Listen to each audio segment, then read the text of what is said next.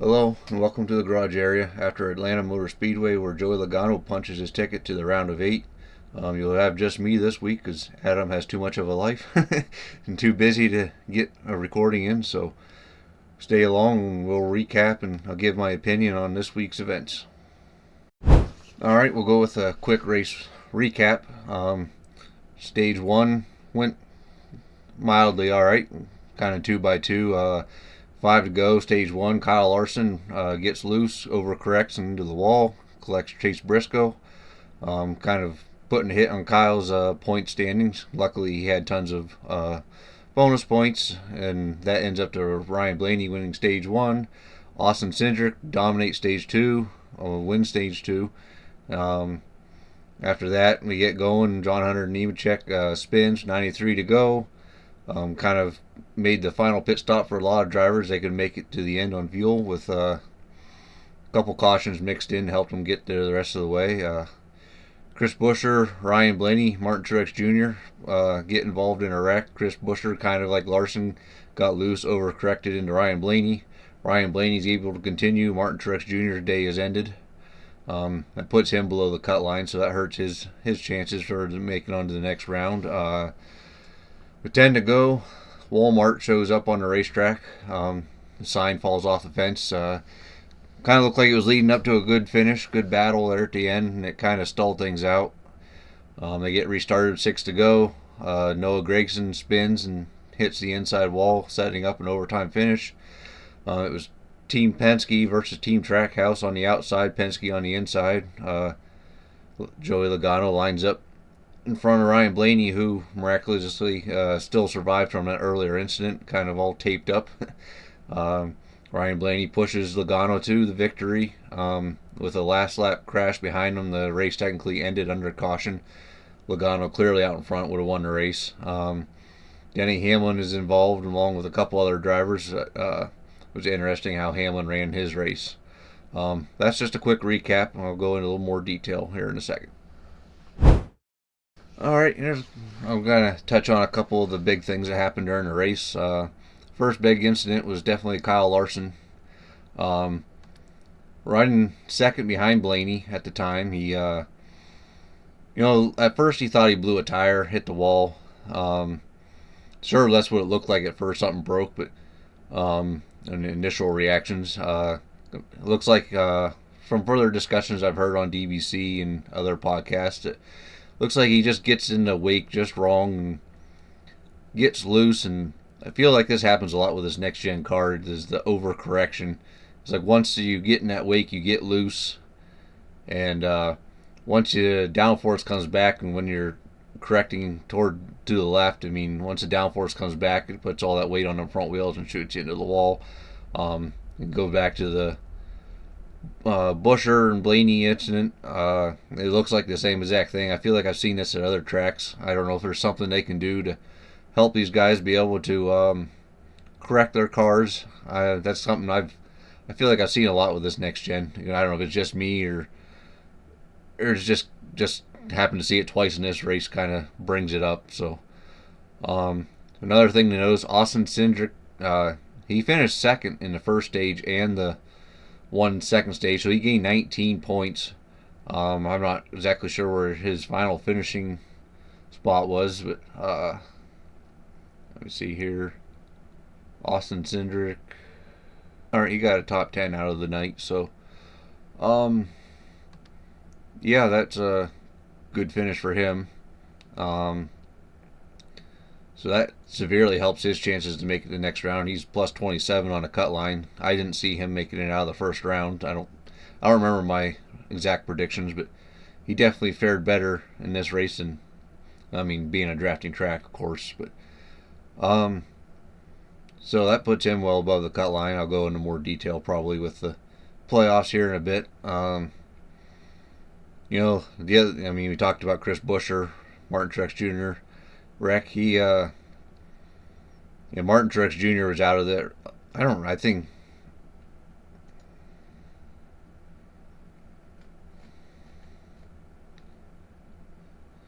yeah, it knocked Martin Truex Jr. out with suspension damage. So unfortunate for him. He's going to be below the cut line. Another big thing we've got to talk about is the sign falling on the track. We'd had issues with this at the Roval where they had them signs that are kind of placed outside the track where cars hit them and bring them onto the track and whatnot. I would think you'd want to make sure things are securely fastened, especially if you put them on a fence. Having signs on a fence, I mean, I would think that would kind of block some of the view for the fans. I don't know.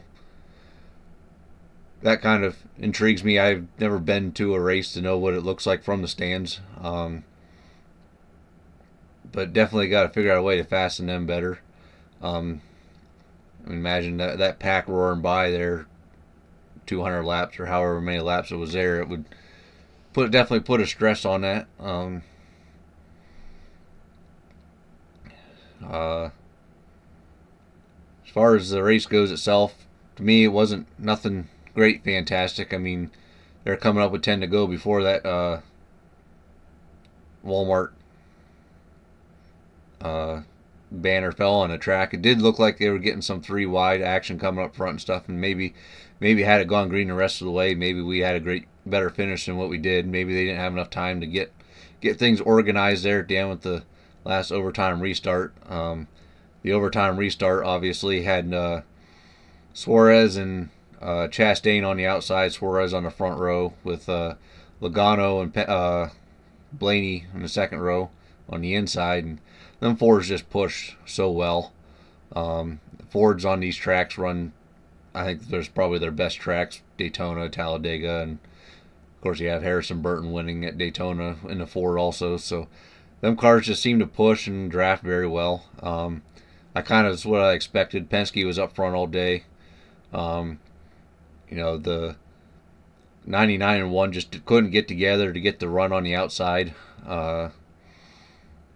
So another big story here is the last lap crash involving Denny Hamlin. It was kind of talked about throughout the race of why Denny was running in the back trying to avoid the wrecks.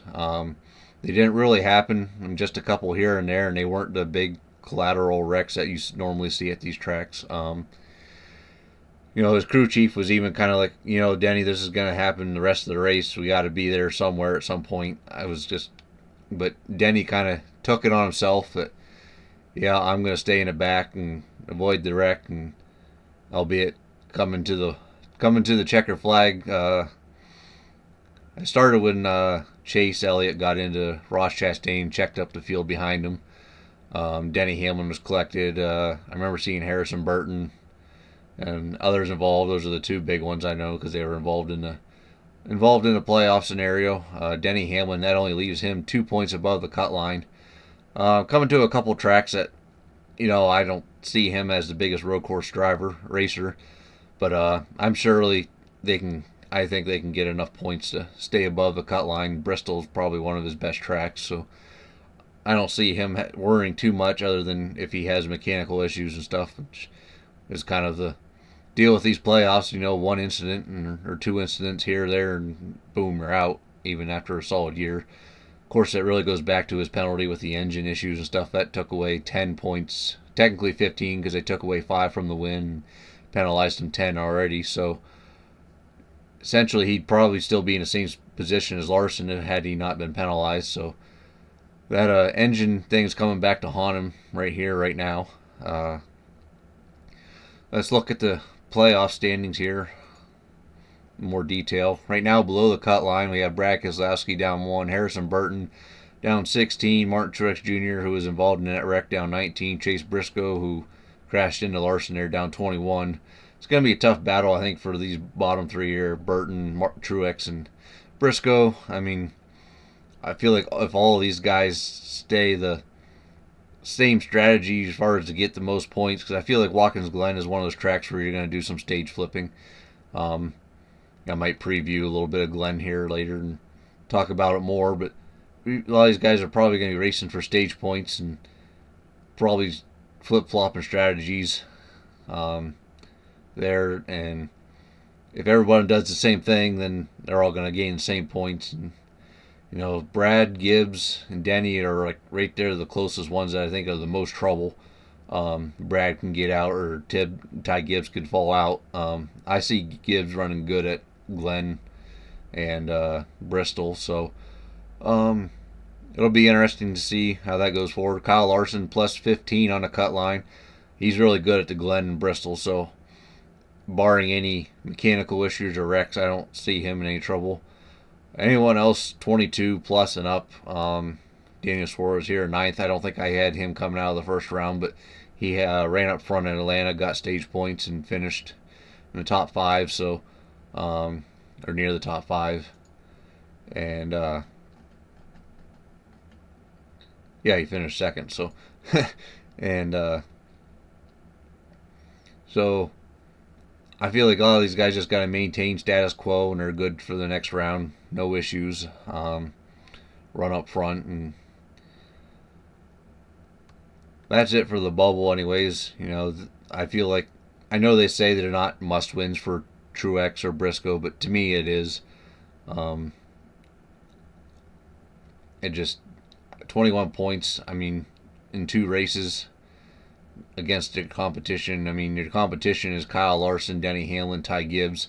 And Ty Gibbs is being a rookie. He hasn't had a win yet, but I feel like he's run competitively enough at these next couple of tracks that he could stave off a couple of guys. I mean, Brad Keselowski and Ty Gibbs here is 1 point or 1 or 2 points there. So, if anything, I see Brad could beat out Ty Gibbs here. That'd be about the only thing I really see going on now for the rest of this, barring any incidents. So, I don't have anything much from the Cup race. To me, it wasn't too thrilling of a race. I feel like the top 6 or top 3 or 4 rows, once they got going in their line, it was maybe a little bit of shuffle here and there.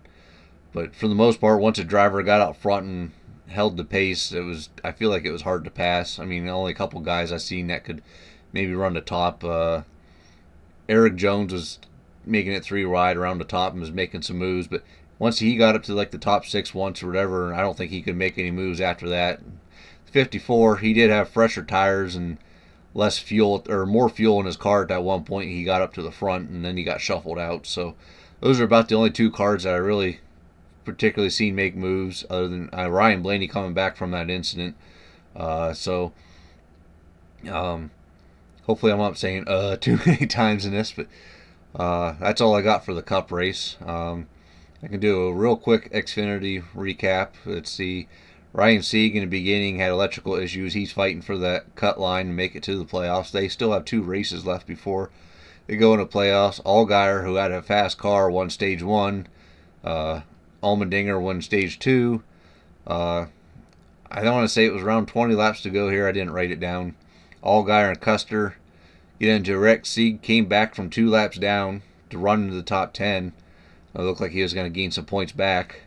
Allgaier and Custer wreck. Sieg is collected in that also. So Allgaier and Custer are fighting for that regular season championship. Allgaier has a 34-point lead on Custer, so it was interesting that them 2 wrecked. It was kind of just a side drafting deal. Allgaier said he thinks he blew a tire. It almost looks like a tire's up on replay, but it's such a split second to know what really happened. But it looks like something did happen to Allgaier. Austin Hill, the big controversy here at the end. I mean, not that Austin Hill wins, but that's kind of expected to these kind of tracks. Austin Hill will win. He's always runs up front, but I guess Corey Heim gave the push to Austin Hill there with 2 to go when Chandler Smith took it to the inside. Heim and Smith run for 2 different teams. Heim runs for Sam Smith in a Toyota. Chandler Smith for Gibbs, of course, in the Toyota. Chandler Smith was kind of like upset with Heim over the the push that Heim gave to Austin Hill, a Chevy, instead of the Toyota teammate, but evidently there is no affiliation between the 2 teams. I hate all of this manufacturer help and stuff. I feel like ever since the days when I don't remember what years they were, but even after the tandem drafting really changed things up when they eliminated. Used to be you could talk to everybody on the radio to work with one person, another person, and NASCAR put the stop to that. And then after that, I think Ford started working together, and then they started dominating. And then at one point, Chevy and I think Hendrick Motorsports and Joe Gibbs himself worked together.